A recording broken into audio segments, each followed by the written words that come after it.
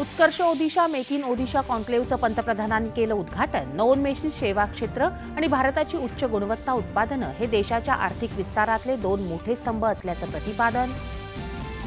वैश्विक घडामोडींचा कमीत कमी परिणाम होऊन अशी सशक्त पुरवठा साखळी देशातच निर्माण होण्याची आवश्यकता पंतप्रधान नरेंद्र मोदी यांनी केली व्यक्त।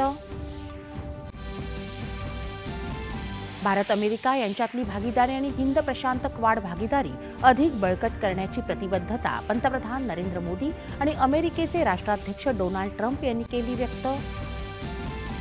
भारत चीन दरम्यानच्या द्विपक्षीय संबंधांच्या आढावा बैठकीत कैलास मानसरोवर यात्रा 2025च्या उन्हाळ्यापासून सुरू करण्यावर सहमती।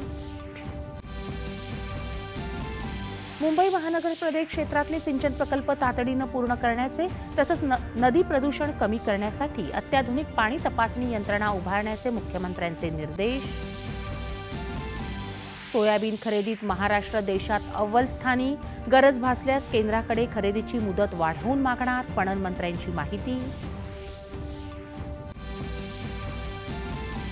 जीबीएसवरच्या उपचारांसाठी सर्वंकष उपाययोजना करण्याचे आरोग्यमंत्री प्रकाश आंबेडकर यांचे आढावा बैठकीत निर्देश। राज्य सरकारला मदत करण्यासाठी 7 तज्ज्ञांचं केंद्रीय पथक पुण्यात दाखल। भारत लवकरच आशय संपन्न अर्थव्यवस्थेची राजधानी बनेल। वेव्ज बाजार या जागतिक ई बाजारपेठेचं अनावरण प्रसंगी केंद्रीय मंत्री अश्विनी वैष्णव यांनी व्यक्त केली अपेक्षा। उत्तराखंडमध्ये 38व्या राष्ट्रीय क्रीडा स्पर्धेचा पंतप्रधान नरेंद्र मोदी यांच्या हस्ते आज होणार प्रारंभ।